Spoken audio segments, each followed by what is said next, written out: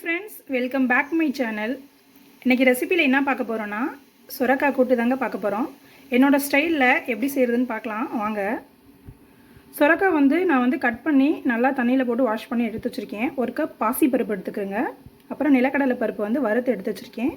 சின்ன வெங்காயம், தக்காளி, பச்சை மிளகாய், கொஞ்சம் பூண்டு. வாங்க இது எப்படி செய்கிறதுன்னு பார்க்கலாம். ஒரு பாத்திரத்தில் சுடுதண்ணி நல்லா கொதித்த உடனே பருப்பை நம்ம ஆட் பண்ணிக்கலாம். சிறு பருப்பு தாங்க போடணும், பாசி பருப்பு. அப்போ தான் கூட்டு ரொம்ப சுவையாக இருக்கும். அதை நல்லா குழைய வெந்து வரட்டும். பருப்பு நல்லா குழைய வேகட்டுங்க. அதுக்குள்ளேயே நம்ம நிலக்கடலை பருப்பை ஒரு மிக்ஸி ஜாருக்கு ட்ரான்ஸ்ஃபர் பண்ணி கொரகொரப்பாக அரைச்சி எடுத்துக்கலாம். பாருங்கள் ஃப்ரெண்ட்ஸ், பருப்பு நல்லா குழைய வெந்துருச்சு. இப்போ நம்ம கட் பண்ணி வச்சுருக்க தக்காளி, வெங்காயம், பச்சை மிளகாய், பூண்டு ஆட் பண்ணிக்கலாம்.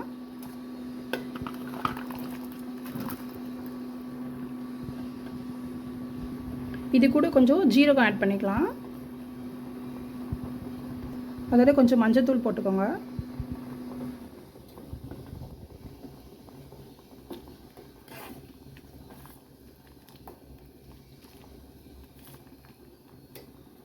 பருப்போட தக்காளி, வெங்காயம் எல்லாம் நல்லா மசிஞ்சு வரட்டும்.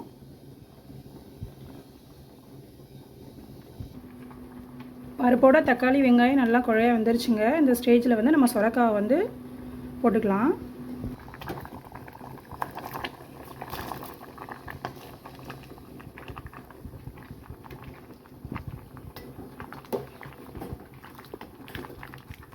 சுரக்காய் நல்லா வெந்து வரட்டுங்க. இப்போ நம்ம கொஞ்சம் உப்பு ஆட் பண்ணிக்கலாம்.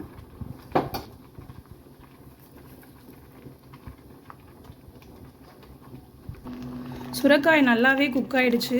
இது இப்போ நம்ம ஒரு தாளிப்பு கொடுத்துக்கலாங்க. இங்கே பாருங்கள், நல்லா குக் ஆகிடுச்சு.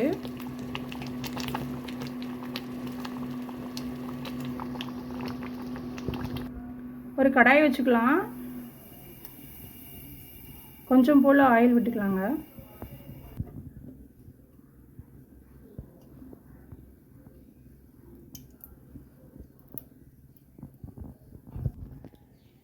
ஆயில் நல்லா சூடானோடனே கடுகு கொஞ்சம் போட்டுக்கோங்க.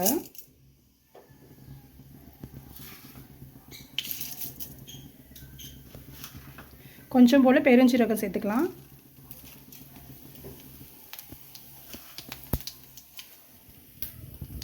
ஒரு 4 வரமிளகாய் சேர்த்துக்கோங்க.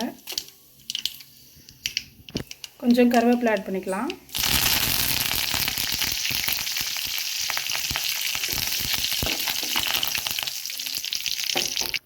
கொஞ்சம் போல் பெருங்காயத்தூள் ஆட் பண்ணிக்கோங்க.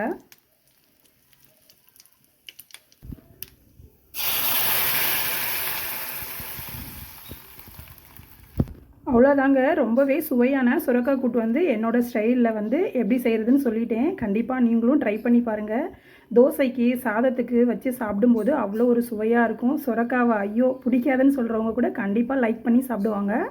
இந்த ஸ்டேஜில் நம்ம ஆல்ரெடி கொரகொரப்பாக அரைச்சி வச்சுருக்கிற கடலை பருப்பை ஆட் பண்ணிக்கலாம். நிலக்கடலை பருப்பு உங்களுக்கு சுவைக்கு ஏற்ப ஆட் பண்ணிக்கோங்க.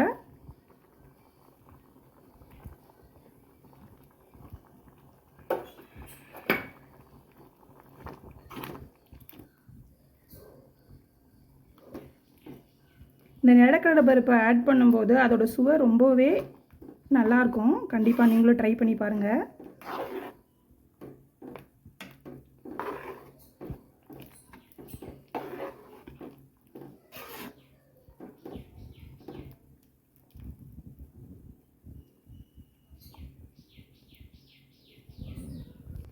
அவ்வளோதான் ஃப்ரெண்ட்ஸ், இந்த வீடியோ உங்களுக்கு பிடிச்சிருந்துச்சுன்னா என் சேனலை லைக் பண்ணுங்கள், ஷேர் பண்ணுங்கள், மறந்துடாமல் கமெண்ட் பண்ணுங்கள். நெக்ஸ்ட்டு என்ன போடலாம் அப்படின்றதையும் நீங்கள் கமெண்ட் பண்ணுங்கள். நாங்கள் கண்டிப்பாக போஸ்ட் பண்ணுறேன் வீடியோ. தேங்க்ஸ் ஃபார் வாட்சிங்.